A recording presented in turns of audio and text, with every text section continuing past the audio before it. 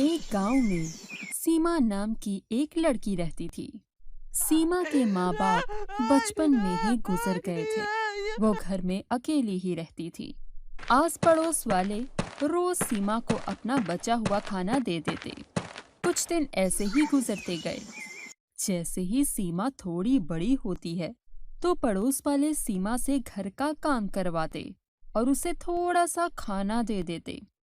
कुछ दिन तो ऐसा ही चलता रहा, लेकिन फिर सभी पड़ोस वाले सीमा से सिर्फ घर का काम करवा लेते, लेकिन खाने को कुछ नहीं देते थे। सीमा उदास होकर चलते चलते गांव के मुखिया की बीवी के पास पहुंच जाती है और रोने लग जाती है। फिर बोलती है, मुझे कुछ खाने को दे दो, मैंने कल से कुछ नहीं खाया। बिना मेहनत के रोटी नहीं मिलती। अगर तुम मेरे घर की सफाई कर दो, फिर मैं तुम्हें खाने के लिए रोटी दूंगी। ठीक है, मैं काम करने के लिए तैयार हूँ। सीमा ने पूरी मेहनत से पूरा घर साफ किया और फिर मुखिया की बीवी के पास गई। मैंने आपका पूरा घर साफ कर दिया है, तो ठीक है, अब जाओ। आपने तो काम के बदले मुझे खाना देने को कहा था। खैर, मैंने ऐसी कोई बात नहीं की थी, तुम्हें गलत फहमी हुई है। ऐसा बोलकर मुखिया की बीवी ने सीमा को अपने घर से निकाल दिया। सीमा रोते हुए गांव से बाहर की तरफ जाने लग गई।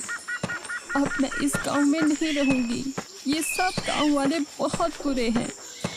चलते चलते सीमा एक पेड़ के नीचे रुक गई। तभी उसकी नजर एक घर पर पड़ी, जिसके बाहर आम का पेड़ लगा हुआ था।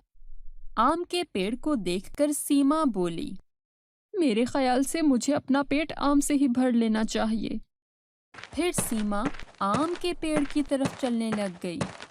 जैसे ही सीमा ने पेड़ से एक आम तोड़ा, तभी वहां चुड़ैल आ गई और बोली, कौन है जिसने मेरे पेड़ से आम तोड़ने की हिम्मत की? कच्चा खा जाऊंगी उसे। सीमा चुड़ैल से डर गई और उसने तोड़ा हुआ आम नीचे जमीन पर फेंक दिया। सॉरी, गलती हो गई, मुझे नहीं पता था। तुम कौन हो?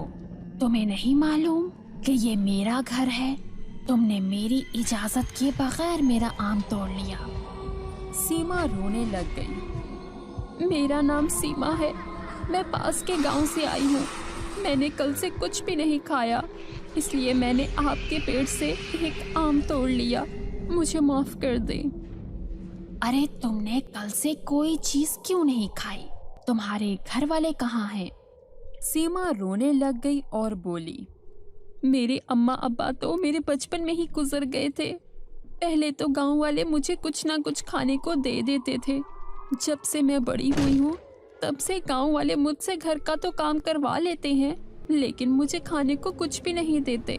लेकिन कल से तो मुझे किसी ने खाने को कुछ नहीं दिया। चुड़ैल को सीमा के ऊपर दया आ जाती है। क्या खाओगी, बताओ? मैं कुछ भी खा लूंगी। अगर आप मुझे रात की बची हुई रोटी भी दे देंगी तो वो भी खा लूंगी। चुड़ैल को सीमा पर हंसी आ जाती है।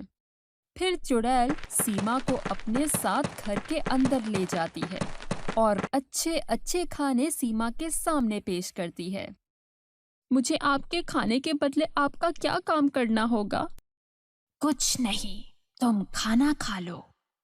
सच? आज तक बिना काम किए मुझे किसी ने खाना नहीं दिया। आप चुड़ैल होकर मुझे खाना दे रही हैं। ऐसा तो माँ ही करती है। क्या मैं आपको चुड़ैल माँ बोल सकती हूँ? हाँ हाँ, क्यों नहीं। उसके बाद सीमा बैठ जाती है और खाना खाने लग जाती है। खाना खत्म करने के बाद सीमा बोलती है, चुड़ैल माँ, आपका बहुत बहुत शुक्रिया। सीमा के मुंह से माँ सुनकर चुड़ैल को बहुत खुशी हुई। उसके बाद चुड़ैल सीमा को अपने पास ही हमेशा के लिए रख लेती है और सीमा का एक माँ की तरह ख्याल रखती है। और सीमा भी माँ का प्यार पाकर बहुत खुश होती है।